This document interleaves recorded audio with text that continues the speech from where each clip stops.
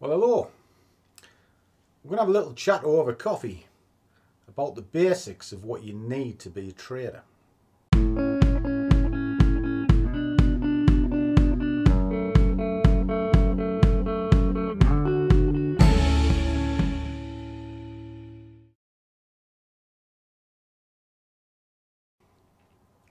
And a warm welcome to one and all.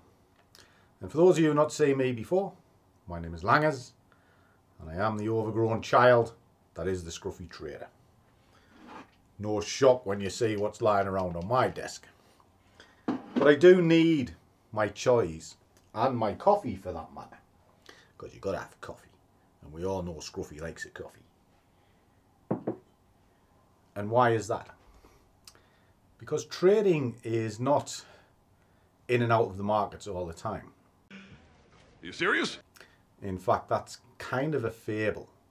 And if you try it, you might do it every once in a while, but you'll find yourself come unstuck very quickly. Trading is a professional career, and it takes a lot of discipline and a lot of patience.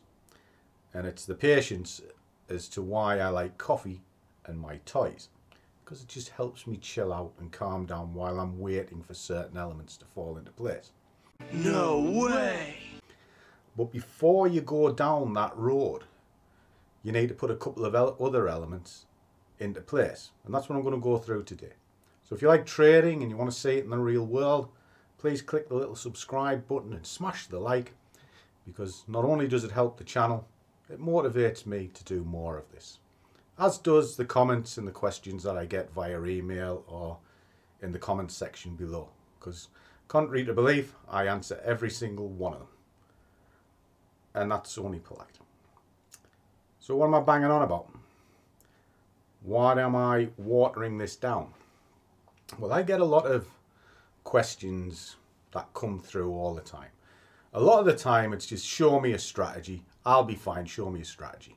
I kind of just brush them off to the side, give them a nice polite answer, because I know they're never going to make it. It's not about strategy. It's about yourself and discipline. That is what gets you through trading. And there's certain parts of it you have to kind of get to grips with to begin with.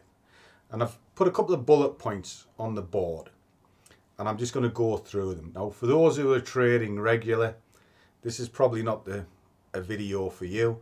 But if you've never traded before or you're very new to it, this may give you a little insight into some of the things you need to look at. Now, obviously, before you even consider being a trader, you need a broker. This bit. Because without a broker, you can't trade. They are the people that will execute your order and give you the charting software, etc. If you haven't got a broker as yet, there's some good links down below.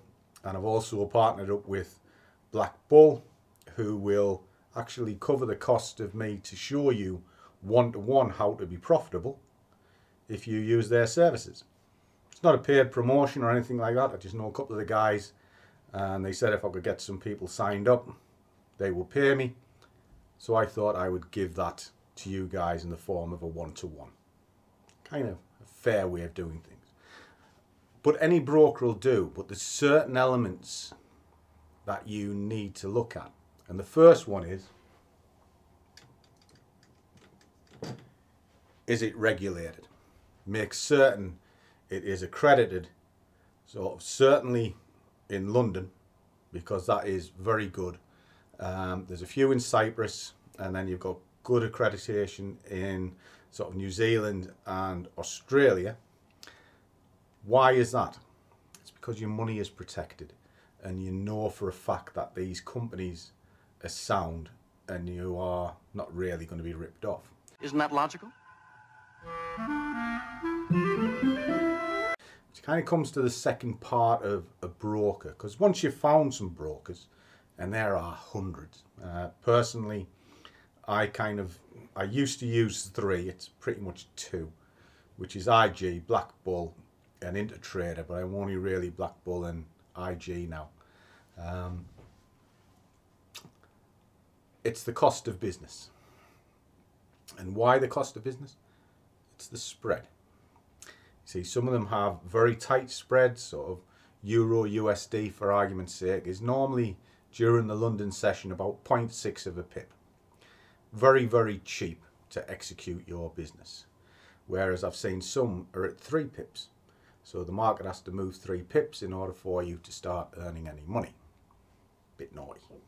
So cost is the next element that you want here. Very simple. And then that drops you down into the next section of what you need. You need money. Cash. Because if you haven't got any money to put into the brokerage, you can't trade. And the one thing I'll say about this section, cash, is to think you're going to turn 200 quid into $1 million in about a year is la la land. You ding dong! You would be not only in the top 1% of traders on the planet, you would probably be the #1 trader on the planet. Trading is a very hard and complicated road.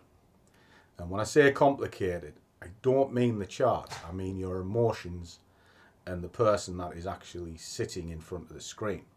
We as human beings are, how do we put it? We're kind of hardwired into certain activities in our mind. It's called fight or flight.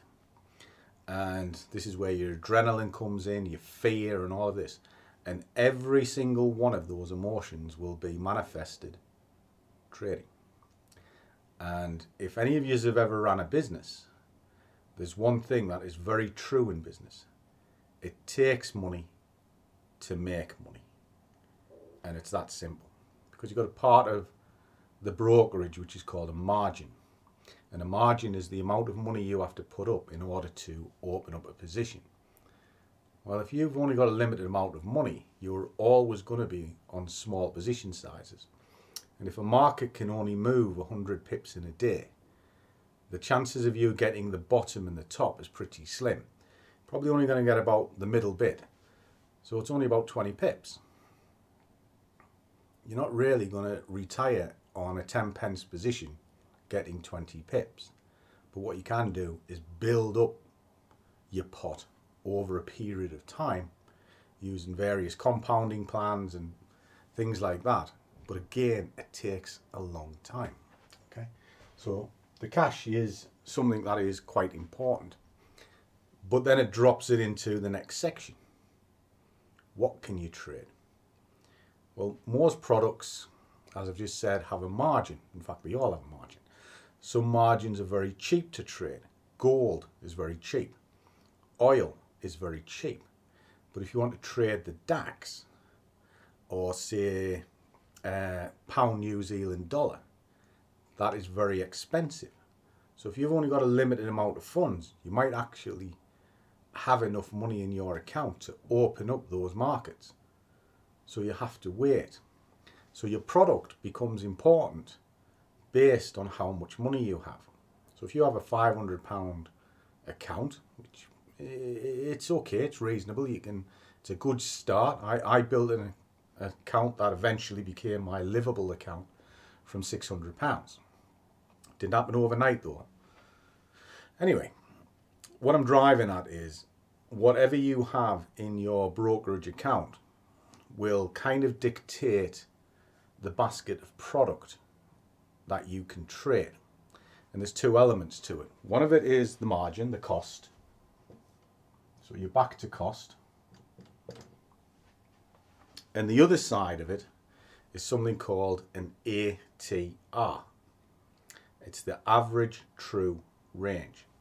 You want to look for a product that has a good daily ATR. Just put that there. ATR. And what's that got to do with the price of bread? Well, if a daily ATR is only at 30, means the product doesn't move very much. So the chances of you getting in and out in a single day is slim. But if you have something like cable, which is 80 to 100 in a day, you can get your 10, 20 pips out of it, possibly on a number of occasions throughout the day, because the market will move quite a bit. I hope that kind of makes sense. And then once you've picked your product, you need to start looking at things like risk. And I've put risk before profit, because that's what you should be as a trade manager. You are actually a risk manager. So the two of them go hand in hand. You go on to trade, but you want to cap your downside. How do you do that? Well, there's many ways. And when you've got a small account, you're probably going to be taking on more risk than you will with a big account, just simply by the size of your pot. Because if you've got 500 quid and you go 2% risk, which is what most educators tell you, you're going to get stopped out every time, because your margin and the position size will make the stop too tight. So what you need to do is then start thinking, this is perfect, but I don't want to lose too much. Put your stop where you think it should be, and then work out what the pips are from the entry to the stop, and that'll help you with your position size and ultimately your profit. Give you a quick example. Say you want to get in at that level, okay, and your stop is sort of underneath this level here, and that might be 50 pips, okay, and you're at £1 a point. Instead of looking at it percentages, look at it as profit or money. That's going to cost you £50 out of your balance. All right? Are you comfortable with that? If it's yes, good stuff. That's where you go, because your stop has to be where the stop has to be. I know that sounds a strange statement, because a lot of people just say, oh, 20 pip fixed stop. The markets will spike down, take you out. A stop has to be hidden behind a solid structure point. Somewhere you know might get tested, but mightn't hit your stop. That's why I kind of drew a level in. If you see some of the other videos, there's plenty of stuff on stop loss. Or if you're stuck, by all means, contact me. But if you think that's too much to bear, and your minimum pip size is, say, 50p, you could go, well, I'm only going to go the minimum pip size of 50 pence. So instead of risking 50, you're now 25. And you might think to yourself, well, I'm comfortable with that. It kind of takes the percentage thing out of the equation. Because if you say, oh, I'm 2% of my account and all this, it's bollocks unless you've got a good size account. Think of it as money. It'll make life a lot easier. And that takes you into this bit here, which is kind of that in reverse. Because instead of looking to see where you naturally think the stop is going to be, you're looking to see where the price is going to bounce on the upside. Now that could be still your 50 pips. Great. That starts out at being 1-to-1, because you're risking the same distance to go up as you are to go down. The further you get past that, the greater your risk reward becomes. But for myself, when I'm trading, I look at those completely separate. My stop needs to be where it needs to be, and my profit is whatever I can get, and I manage my way into it. And you see that all the time when I'm trading. And I don't really believe in that. But that's because I've run businesses, and businesses run slightly different. Nothing's set in stone. All right, you've just got to be a little bit box clever. And then finally, you need a plan. Don't shake your head and go, I've got a plan. I just press buy and off we go. Not quite simple as that. Keep it as simple as you possibly can. Just some simple rules. And it can be as simple as this. Top level, bottom level, moving average running through it that you can see is curling up. I am going to buy above and I'm going to sell below. Where's my stops? Stop below there, take profit above there. That's a simple plan. I'm not saying use that, I'm just giving you an example. What are the rules within it? Well, the rule is price is above a moving average is curling up, and it's coming off a level. So there's 3 criteria. Where do I take my profit? As soon as it hits the other level. Simple set of rules, plan. Write them down, stick to them, understand them. And if you don't get them to work, you start working out what your win rate is, which is how many you lose to how many you win, and then you can work out what that should be as well. Because if you're losing 4 times out of 10, you want to be 1-to-1 to cover the losses. If you're winning 8 times out of 10, you don't have to go 1-to-1 because you're winning over and over and over. But you just need to make certain that your loss section never outweighs your profit section. And you have that as part of your plan as well. And you just build up all these little rules. And the whole idea of this video was really just to get your mind working and to think, well, this is what I need to do to become a trader. Because too many people just think it's easy. I got a message, and it's really triggered from a message I got last week. Young kid, say he had $100 and he needs to turn into a living wage. He was a bit upset when I said it's not going to happen.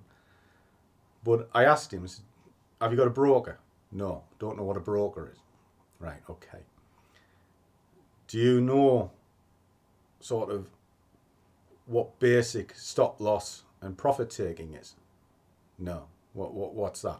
Do I not just put it in the broker and then they give me money? I said, no, it doesn't work like that. He says, you have to trade it. You have to understand what market structure is. Well, what's market structure? And as I was going down the conversation, it was clear all he'd seen was sort of the land of make-believe, or what you call Instagram, Lamborghinis. Oh, make it stop! And he genuinely thought all he did was deposit a bit of money in a broker and they would give him money back. And it'll be 10 times what he put in. Incredible. So I thought what I would do is I'd just start a series of videos. And this was just an overview. It's not a definitive or anything like that. It's to give you little grey matter, something to think about. And then as I go through sort of the next few weeks, based on the comments below, I'll do videos on each different thing. So you might say, okay, Langers, not rightly sure how an RSI works. Can you look at that for me? And I'll do a video on an RSI. You can say, well, I'm not rightly sure what a support and resistance is. Can you tell me what that is? And I'll do a video on that. And then you can start understanding what the elements are. And then from those elements, you'll be able to formulate your own plan and strategy. Simple stuff. Or if you want a head start, by all means come down into the Scruffy squad. We talk strategy every day. Those guys know exactly how I trade and what I do. And they're starting to see some real good successes. And it's all fully documented with the 5%ers.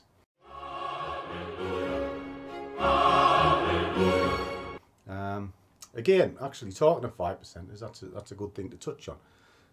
If you've got limited funds, do consider the 5%ers, because you can buy into the market for very little money and they will put up a good pot of money for you to trade.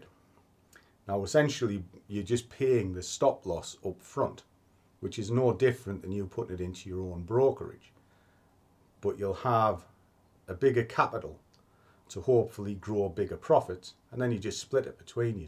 There's plenty of videos on that. I'm currently trading it myself to show that it can be done. And it's a good platform. Works on MT5. And again, platform goes back to your broker. Some have web-based, some have sort of the MT5 platforms that are scripted. Anyway, I kind of leave it there. It's a bit of an overview video just to get an insight. And I'm very curious as to what parts of your trading you are missing. So drop it in the comments below and I'll get back to you. So as always, guys, do what you love and the money will follow. See you all in the next one.